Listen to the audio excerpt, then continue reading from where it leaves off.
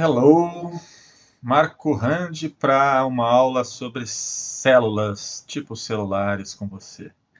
Mas antes de falar dos tipos celulares, eu quero que você pense algumas coisas comigo.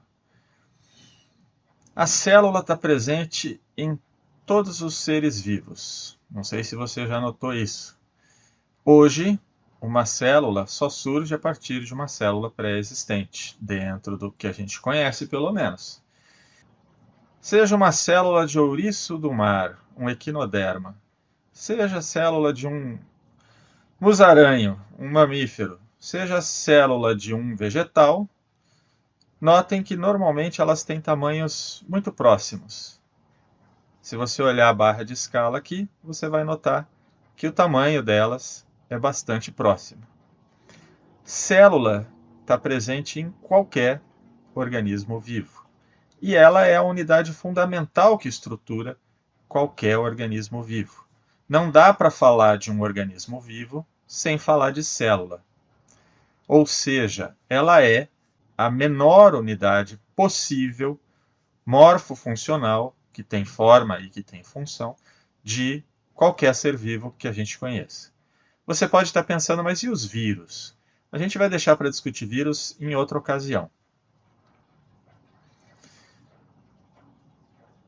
Veja, considere essas entidades. Um diamante, madeira queimando na lareira, coisa gostosa no inverno, aparelhos de TV, vírus. Por que nenhuma das entidades que a gente está falando aqui pode ser considerada viva no sentido biológico? O que é que os seres vivos possuem de características que essas entidades que eu estou apresentando aqui para vocês não possuem? Você já parou para pensar a respeito? Pense a respeito e responda para mim. Mas então, o que é vida?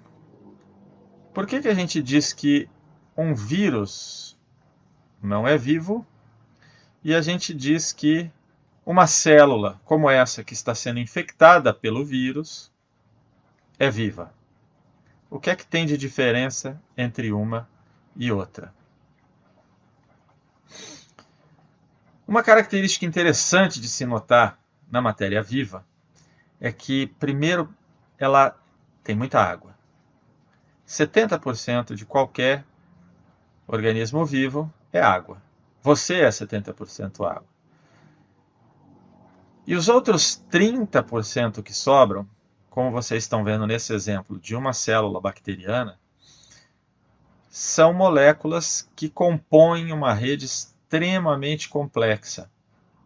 Se você comparar uma célula, como de uma bactéria, com qualquer outra estrutura que você conheça não viva, dificilmente você vai encontrar uma complexidade molecular tão grande quanto você encontra numa célula. Note que a maior parte desses 30% são moléculas muito grandes, que a gente chama de macromoléculas, como o DNA, RNA, proteínas e polissacarídeos, sendo que as proteínas compreendem a maior parte das macromoléculas que estão dentro de uma célula. E existe uma diversidade muito grande de proteínas dentro de uma célula. Para além dessas macromoléculas, a gente ainda destaca os fosfolipídios, que são moléculas importantes especialmente na composição das membranas, que limitam não só a célula, mas os compartimentos internos da célula também. E, por fim, existem pequenas moléculas. Quem são essas pequenas moléculas? A gente pode pensar nos nucleotídeos, que constroem DNA e RNA, nos aminoácidos, que constroem as proteínas, ou nos açúcares, que são os responsáveis pela construção de polissacarídeos. Além dessas pequenas moléculas, vários intermediários metabólicos são importantes e muitos íons que atuam não só no controle de, por exemplo, volume celular. No controle a gente vai ver que o impulso nervoso é mediado também por movimento de íons, mas eles também às vezes são importantes para o próprio funcionamento de proteínas dentro da célula. Algumas proteínas dependem da presença de determinados íons para obter sua conformação tridimensional funcional. A gente vai falar sobre isso um pouco na aula de composição química e vai falar bastante disso ao longo do semestre todo, quando nós estivermos falando das diferentes atividades que uma célula desempenha. O metabolismo celular é realmente impressionantemente complexo comparado com qualquer outra entidade que não seja uma célula. Mesmo uma televisão, que pode te parecer complicada por dentro, ainda é muito, mas muito mais simples do que uma célula viva. Outra característica interessante que a gente pode considerar como dos seres vivos é o processo. Seres vivos são processo. As coisas estão acontecendo quando um organismo está vivo. Elas param de acontecer só quando o organismo morre. Mas enquanto você está vivo, tudo dentro de você está acontecendo. Gerúndio. A gente vai ver que todo organismo vivo, seja ele uma célula ou um organismo multicelular, possui o que a gente chama de metabolismo.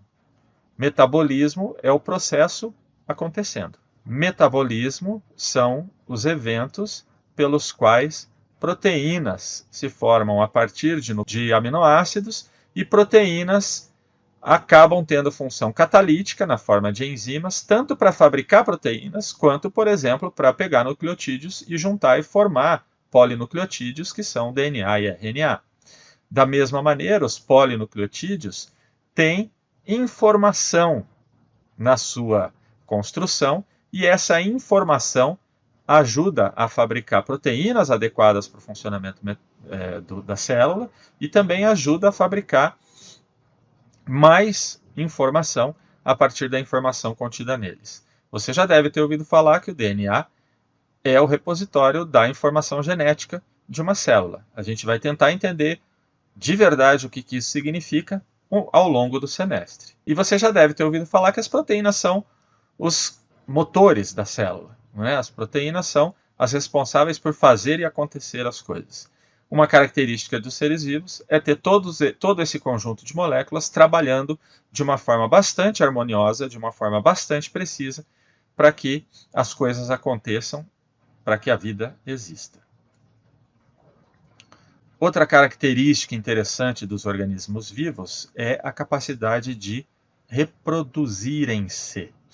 Eles se reproduzem, eles se autorreproduzem também. Então, a informação que está contida no material genético de um organismo é suficiente e necessária para que ele possa deixar seus descendentes.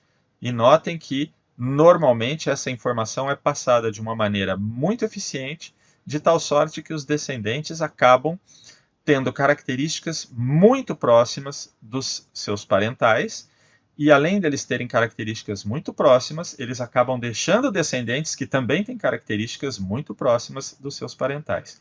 Isso é possível por conta da possibilidade de duplicar ou de replicar a informação contida nos polinucleotídeos. A informação contida no DNA é passível de ser replicada e transmitida de geração para geração, como nós veremos ao longo do semestre também. Outra característica importante da vida é a troca com o meio. Todo ser vivo está constantemente trocando com o meio. Mas mais que isso, essa troca do ser vivo com o meio é muito importante porque ela possibilita ao ser vivo ter a organização que tem. Ser vivo ter a organização que tem significa dizer que ordem está sendo criada o tempo todo dentro da célula. O que eu quero dizer com isso? Um monte de aminoácidos soltos dentro da célula é menos organizado do que uma proteína, que é uma sequência específica de aminoácidos ligados uns aos outros, como a gente pode usar como exemplo nessa situação aqui.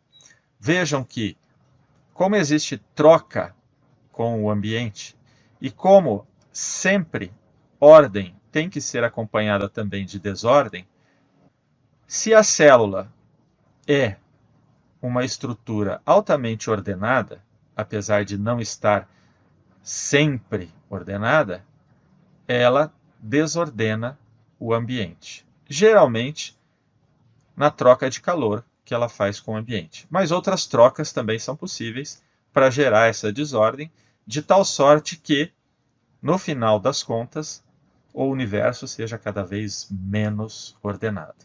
Vamos falar sobre isso depois. Existem fundamentalmente, em termos de estrutura, 3 tipos de organização celular que valem um destaque aqui para a gente dar início ao nosso semestre.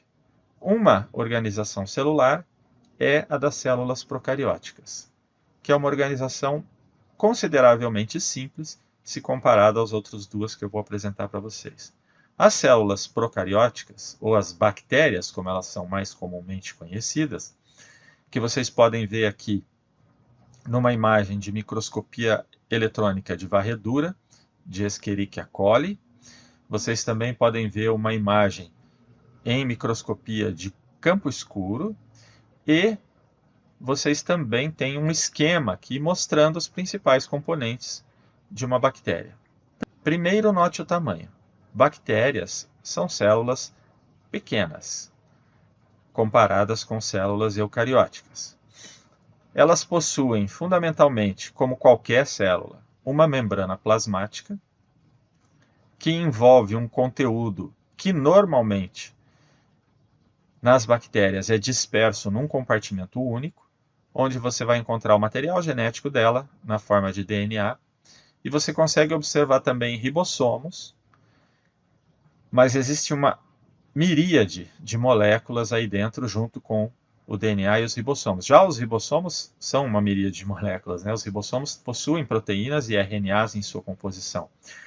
As moléculas de DNA se associam com proteínas na hora de fazer sua replicação, na hora de transcrever RNAs, e existe uma grande quantidade de proteínas também dentro da célula bacteriana, bem como substâncias de reserva. E bactérias normalmente são limitadas por uma parede celular que é rígida, enquanto a membrana é fluida. E existem diversos tipos de bactérias que possuem uma projeção que se movimenta, que são os flagelos, normalmente compostos por proteínas. Tamanho é documento no caso de células.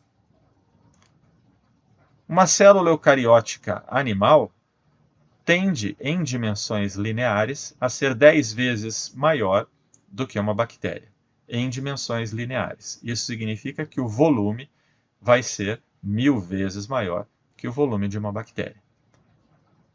Esse é um esquema de uma célula eucariótica apresentado de uma maneira muito simplificada. Eu quero que você tente resolver o quebra-cabeça dos nomes. Quais estruturas você consegue identificar numa célula animal? E essa é uma célula vegetal. A célula vegetal é muito parecida com uma célula animal no sentido de que ambas possuem um compartimento onde está armazenado o principal material genético da célula, o DNA. Não é só ali que a gente tem DNA, no núcleo, que a gente tem DNA dentro da célula, mas a gente principalmente vai encontrar o DNA ali. Para além disso, uma coisa que caracteriza as células eucarióticas é uma grande quantidade de compartimentos membranosos internos, que a gente não observa nas células procarióticas. Vejam aqui: peroxissomos, aparelho de Golgi, cloroplasto, mitocôndria, retículo endoplasmático rugoso, retículo endoplasmático liso, além dos ribossomos soltos no citosol.